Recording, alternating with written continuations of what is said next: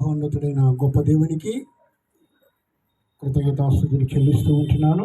చేరి వచ్చిన మీ అందరికీ కూడా ప్రభు నామమున అందరికీ వందనాలు చెల్లిస్తూ ఉంటున్నాను.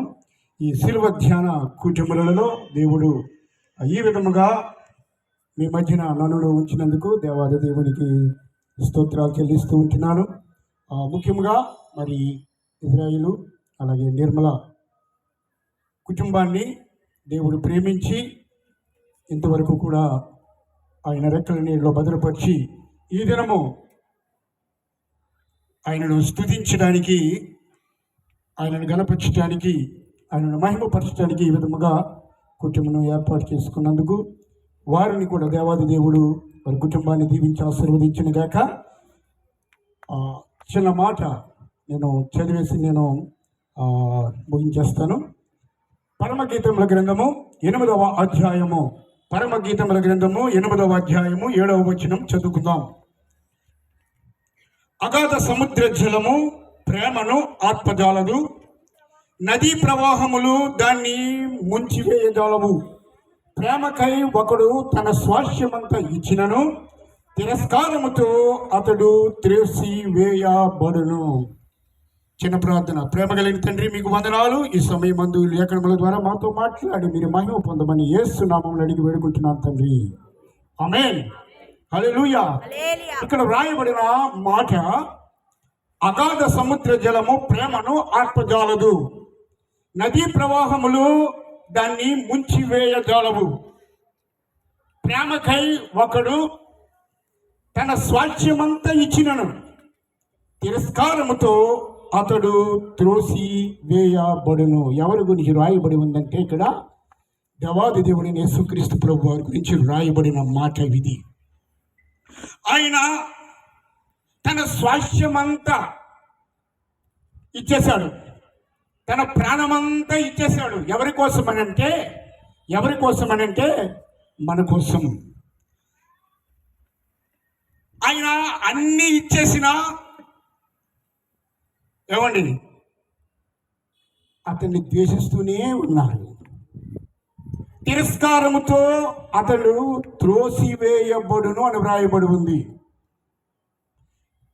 లోకములో యేసుక్రీస్తు ప్రభువు వారి గురించి, యేసు ప్రేమను గురించి, యేసు యొక్క జాలి, దయ, కరుణను గురించి చెబుతూ ఉంటే తన ప్రాణమంతా ఇచ్చేసి కల్వరి శిలువలో మనుషులందరి కొరకు, మానవులందరి కొరకు ఆయన రక్తమంతా కాచేస్తే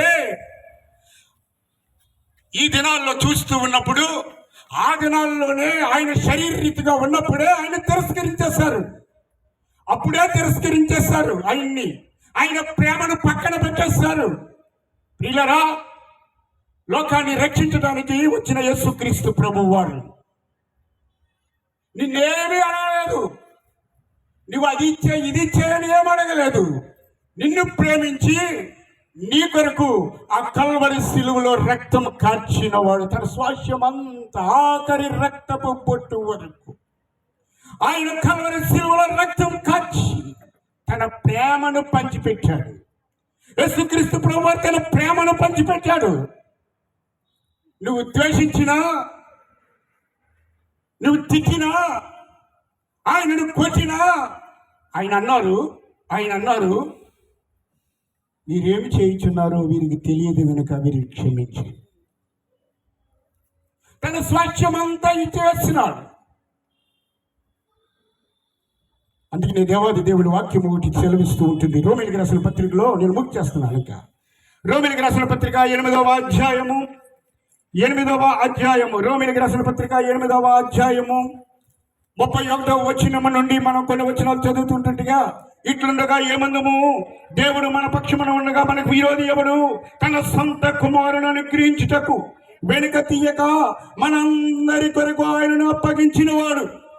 ఆయనతో పాటు సమస్తమును మనకెందుగా అనుగ్రహింపడు?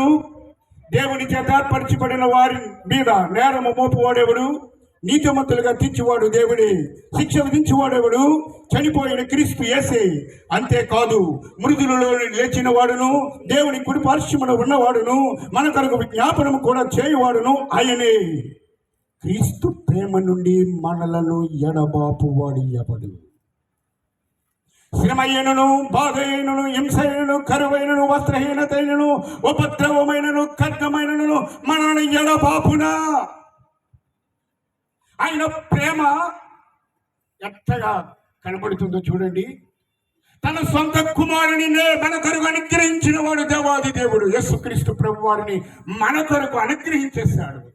తన సొంత ఎందుకో తెలుసా? నిన్ను నన్ను ప్రేమించాడు కాబట్టి. పాపి అయిన నిన్ను నన్ను ప్రేమించాడు. మానవులందరూ కూడా పాపం చేసిన వారే, ఏ ఒక్కడు కూడా నీతిమంతుడు లేడు. పిల్లరా, ఒక్కసారి గమనించండి.